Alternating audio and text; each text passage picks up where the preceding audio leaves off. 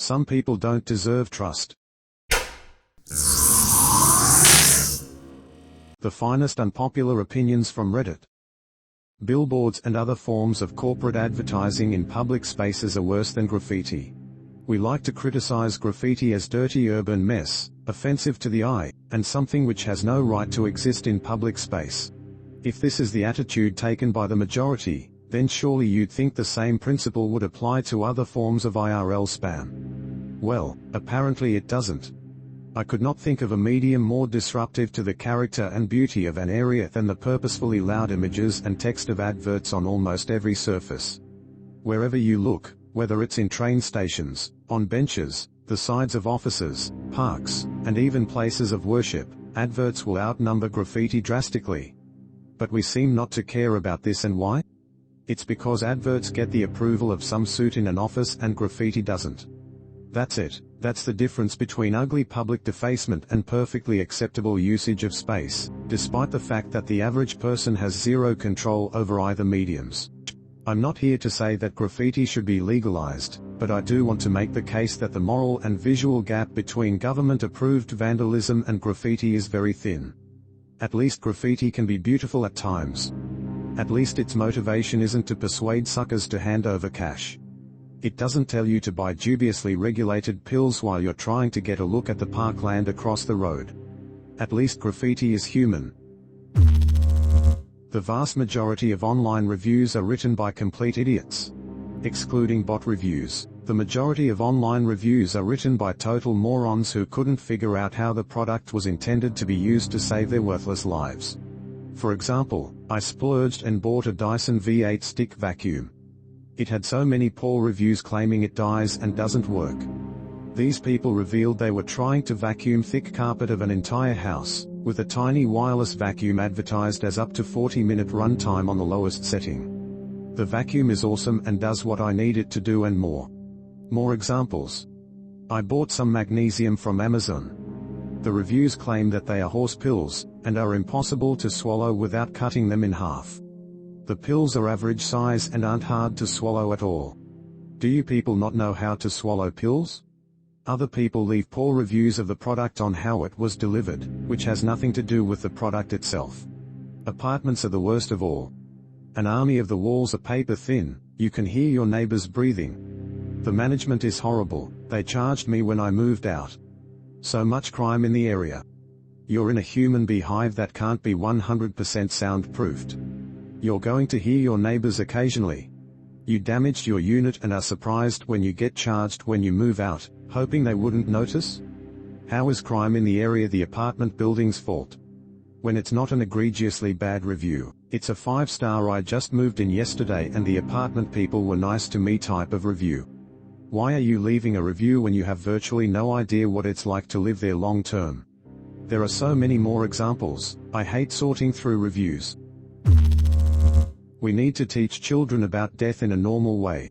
We need to have children understand at least the basic concept of death, a boo-boo so bad that you don't get better. Not so much so that they get terrified to do anything, but enough so that they will think of the consequences of what they might do. Some kids have hamsters, goldfish, all those other little lives to teach small children about death.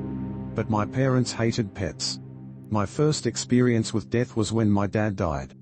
I was 30. Luckily, I'd picked up some context clues along the way. There should be legislation introduced regarding parents who use their kids for monetary gain through family vlogging. Family vlogging is basically child labor to me. I was living in blissful ignorance of such things until my 8-year-old nephew started watching a video of a dad filming his daughters dancing. These kids are not able to enjoy everyday life without a camera shoved in their face. If parents are profiting from exploiting their children online, there should be some sort of regulatory laws put into place. I would assume that most of these narcissistic parents are not putting that money into savings accounts for their kids. I dislike retail workers talking to me when I first come in. They offer me stuff or ask me questions. I don't understand why they can't just greet you and say nothing else. Instead of asking if you need anything, they should just let you ask them when and if you need something. It seems much more practical to me for them to be around and not say anything to you. You should be the one to ask a question or something if you need it. The greatest privilege someone can have is to be born into a happy family. We often talk about privilege as it relates to money and social status, but money is really just a means to happiness. If you're born into a happy home, then you've already skipped straight to the goal. I'd much rather be poor and happy than rich and miserable. Whoever thinks you can't be unhappy if you're wealthy is crazy. Some people say, but money is really just a means to happiness. This is factually not true. As the USA has gotten richer, it has not gotten happier as a nation. Saying that we should always forgive and forget is not always a good idea. Some things are unforgivable and unforgettable. Other things are forgivable. Depending on what the other person did to you, it may not be worthy of forgiveness. For example, my dad was verbally abusive when I was a kid, and he cheated on my mom. I will never forgive him or forget about either of those things. Somebody replied, "This only applies to people who deserve to be forgiven. Forgetting is different because it messes with your trust in that person." I think altogether the statement is for petty things, but some people use it for bigger things, probably in an attempt to make it seem that it doesn't bother them or they still want to be associated with that person for whatever reason, and that's a different problem taking place. Some people don't deserve trust and it's hard to get them out of your life, but it's harder to keep them in your life even if someone tries to use that statement as an excuse. Naturally, you would lose trust and eventually get to the point where you'd be willing to let them continue with whatever it is they're doing. Phoenix, Arizona does not deserve water. I know it's weird to come after a city, but for the longest time I've seen these people always complaining about how they don't have any water. They live in the middle of the desert, and for some reason or another they're always surprised that they don't have any water? Of course not. You've been building out in the desert for like 30 years? Do you think it's just gonna spring out of thin air? People move to that cesspool in droves, and then the city always says, "Oh, come on in, it's all good," and then the next day the city officials are always complaining about all the drought and scarcity like it's just some divine act of God that they don't have any water. That city is an abomination. It exists by the goodwill of its neighbors. It has been propagated for too long and should be returned to the dirt. Also, Los Angeles, the most populated county in the country, doesn't have a single natural water source. All of its water is channeled down all the way from Northern California, evaporating billions of gallons a day while it's on the way. This century we fought wars over oil. Many say next century we'll fight over water. The government should require all new cars to have front and back dash cams. But I think government should force all new cars to include front and back dash cam. I have seen dash cam being useful in so many accidents and frauds. And installing the dash cam sometimes is ugly. It makes more sense to be integrated as part of the car, basically like an airbag or seat belt. It is better to drink at home than to go out to drink. Maybe I'm biased because I'm an introvert and I get sleepy when I'm drunk, but I think drinking at home is much better than drinking out. My favorite way to get drunk is with a bottle of wine at home with my boyfriend, with some snacks. And we can act funny and whatever around each other without feeling insecure. Plus, being at home, alone or with a partner friend, is much safer. Honestly, being drunk in public is just scary and annoying. Like now you have to find a ride home and have to make sure you're not acting embarrassing. Me and my partner went out to a party with friends last night and everyone was taking a bunch of shots, and all I was thinking was that I would much rather be getting drunk at home. My partner said the same thing too. Somebody replied, "I agree, the only time I go to the bar is if my co-workers and I are having a happy hour after work. Then it is nice to have a couple beers or some delicious appetizers. Otherwise, drinking at home is way better because it is ways cheaper and you can do more fun things like board games, movies, party games, etc. There have been multiple times where my boyfriend and I have considered going out for a beer, but then end up just buying one at the store for $5 instead of going out for a $12 beer.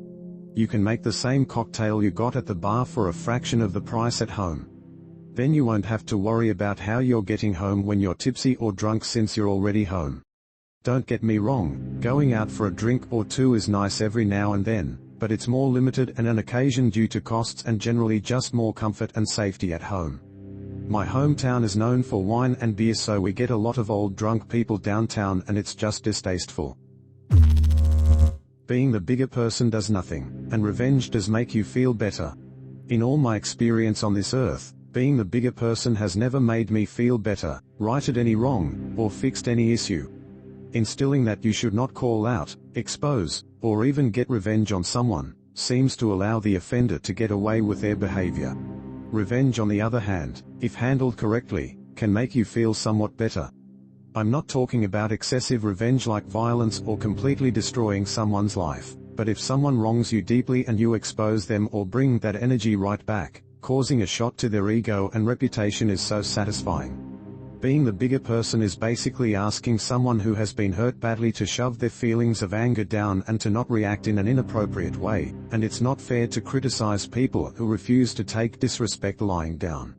There's this crazy misconception that getting even with someone is somehow wrong or stooping to their level, when in reality, some people are in desperate need of being humbled, and a little blow to their ego is most of the time not even comparable to what they did to you. I'm tired of the USA crowning themselves as world champions, when they win in their own major sports in their own country. This applies, for example, to the NBA. When a team is crowned, the announcers and broadcasters go on to announce something along the lines of, "They are now the world champions." I'm sorry, but no, that's really not what they are. They are NBA champions, they are North American champions, they are USA and Canadian champions or something in those lines, but absolutely not the world champs. That tournament is held within a specific time frame. Every 4 years. The winner of that tournament should be considered, rightfully so, the world champions, whomever it may be at that point in time. A lot of young people on Reddit need to understand that if your parents are dropping the ball, it's most likely that your grandparents dropped the ball for your parents. You need to see your parents as children that were let down as well and cut them some slack. It doesn't make it right. And of course there are fringe cases. But the reality is that hurt people. We do the best we can with the tools and resources we have, and the generations before us had a very different existence than we do. It's easy for us to talk about what our therapists tell us with self-help, and self-love and care groups and whatever else we have as coping mechanisms. This stuff didn't exist for my parents or their parents. I realize this as a self-aware parent who notices every mistake I make, and I extrapolate how that will fuck my kids up for later. If you're young and consider yourself wise, understand that in many cases they just didn't know any better. Somebody replied, "I give my father a pass." Sort of. I don't know, I'm kind of mixed up and going through some therapy right now. I have the understanding that there were two men that were my father. Sober dad who was the best father ever, and drunk dad who managed to hurt me so much. I have the clear understanding that my dad turns into another person entirely when he drinks. Sober dad is a sad old man that's worked his whole life in blue collar, always provided for his kids and never missed work, had multiple surgeries, 2 divorces, and his dad dying at a young age. So yeah, I have empathy for sober dad that really didn't have a fair go of it and didn't have access to the plethora of knowledge we have on mental health now, but I am also terrified of drunk dad. Even now when I'm 33 years old. The biggest problem is that even though they are two completely different people, they have the same face. What did you think of today's video? Sorry for 2 unpopular opinions videos in a row. Subscribe to the channel for more diversified daily content.